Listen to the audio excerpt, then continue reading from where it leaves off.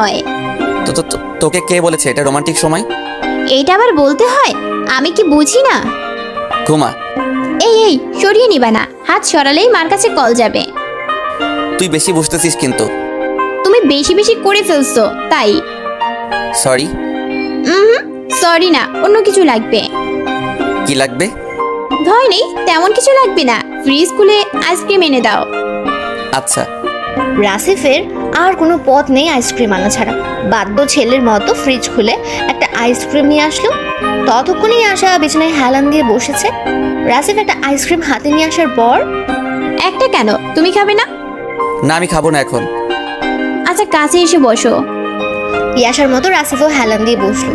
ইয়াশা ice cream খাওয়া শুরু করেছে। রাসিফ তাকিয়ে তার খাওয়া দেখছে, আর সেই সময় আবার ইয়াশার ঠোঁটে তার চোখ আটকে গেল। আইসক্রিমের কারণে ঠোঁটটা ভিজে গিয়ে একদম গোলাপি হয়ে উঠেছে। ঠোঁট দুটো কিছুক্ষণ আগেও শুষ্ক ছিল। রাসিফের মন যাচ্ছে ওই ঠোঁটে তার ঠোঁটের স্পর্শ দিতে।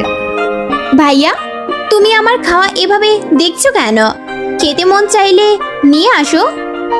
না না, এমনি মানে তোর ঠোঁটে কি যেন লেগে আছে। কই, একটু সরিয়ে দাও তো, আমি পাচ্ছি না।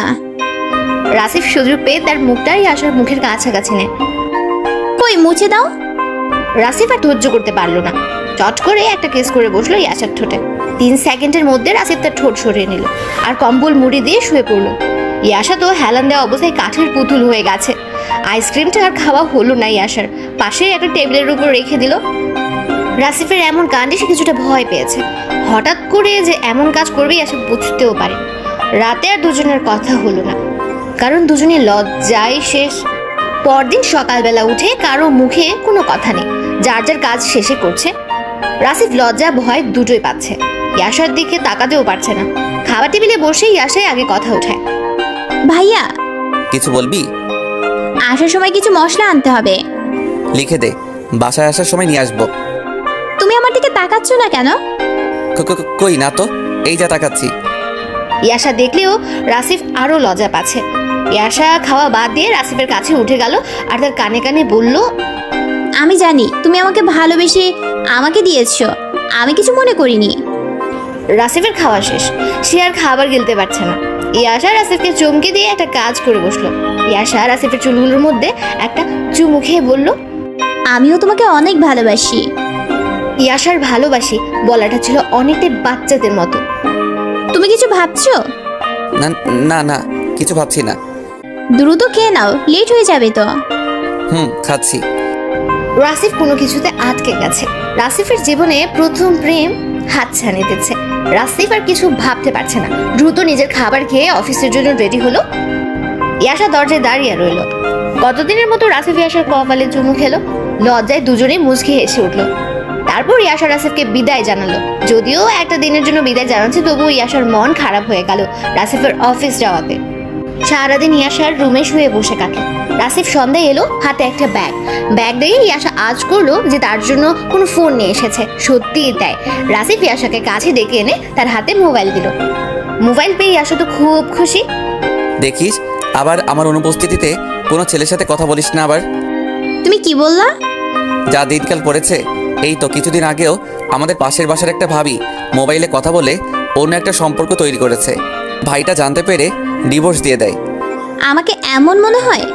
দেখ, তুই তো ভালো, সারাদিন কাজ করে বাসায় এসে হয়তো আমি কোনো কিছু খোঁজ দিতে পারবো, তখনও তুই আমার কাছে ভালোই থাকবি। কিন্তু এর মধ্যে যদি অন্য কিছু করে। রাসিফ পুরো কথাটা শেষ করার আগেই আশা দেয়ালে মোবাইলটা ঢিল মারলো। এক ঢিলেই মোবাইল কপকা ভেঙে একদম ঝাঁঝরা হয়ে গেছে। এই, এটা কি করলি? বড় আমিও হয়েছি, আমিও কিছু বুঝি। সংসারে যাতে সন্দেহ না ঢোকে সেই ব্যবস্থাই করলাম। তাই বলে ফোন ভাঙবি? সন্দেহ ভেঙে ফেলাই ভালো। কিন্তু এটা তো তোর দরকার। না, একটুও দরকার নেই। আমার অতি জরুরি কিছু প্রয়োজন হলে দারোয়ানের কাছ থেকে আপনাকে কল করব। দিন শেষে বাসায় আসবেন, তখন আপনার ফোন থেকে বাড়িতে কথা বলবো। আমি কিন্তু ওভাবে বলিনি। খেতে আসেন, খাবার দিচ্ছি। রাসিফ দেখছে ইয়াশার রাগ। এত রাগ আগে কখনো দেখেনি সে। কিছু বলে যে রাগটা থামাবে সে উপায়ও নেই। আপাতত রাসিফ ভাঙা ফোনটা উঠিয়ে ঝুড়িতে রেখে দিল। দামি ফোনটা রফা দফা করে ফেলেছে ইয়াশা। রাসিফ ভাবলো ফোনের মায়া করে লাভ নেই। ওদিকে ভাত বেড়ে একের পর এক ডাক শুরু করেছে ইয়াশা। রাসিফ দৌড়ে চলে যায় খাবার টেবিলে। আসতে এত সময় লাগে? আমি ফোনটা ময়লার ঝুড়িতে রেখে আসলাম। খেয়ে নিন।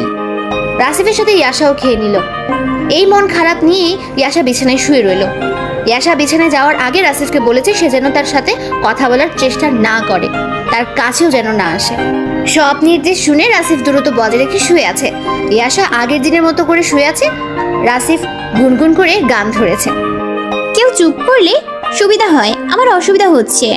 ঠিক আছে ঠিক আছে। আমার টাকা দিয়ে ফোন নিয়ে আসলাম, সেটা আমার সামনে ভেঙে আমাকেই রাগ দেখানো হচ্ছে, তাই না?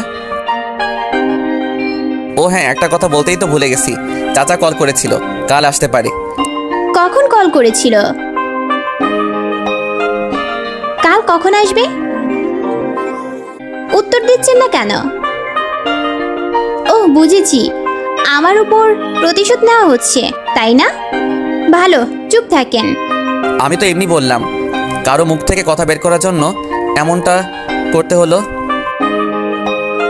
বলে না হয় একটা কথা বলে ফেলেছি, তাই বলে কি ক্ষমা করে দেওয়া যায় না?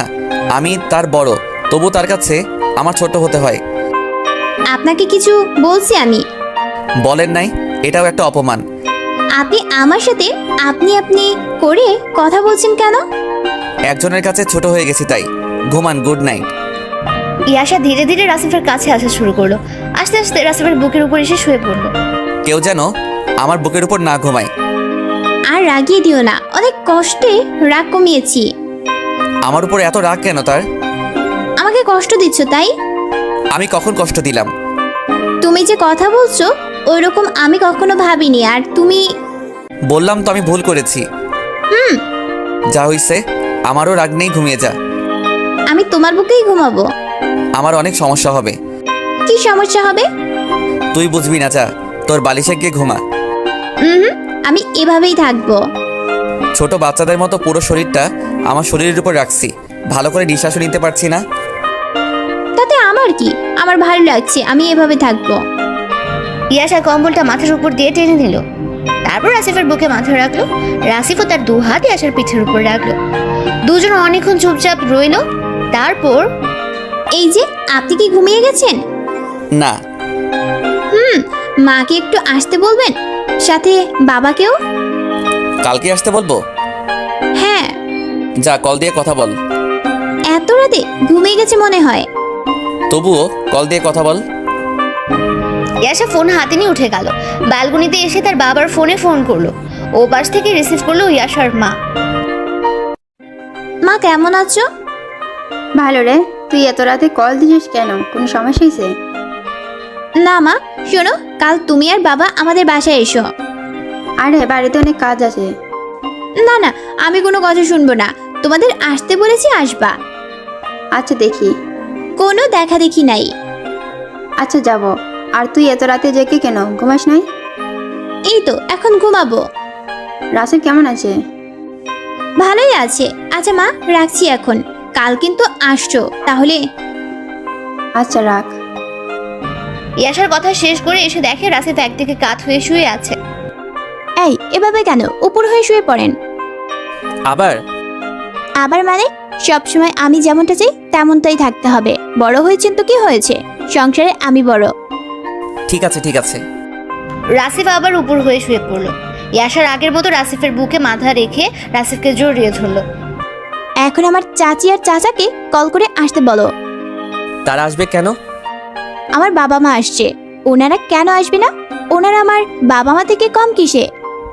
বাড়িতে অনেক কাজ আমি জানি, তারা এখন আসতে পারবে না।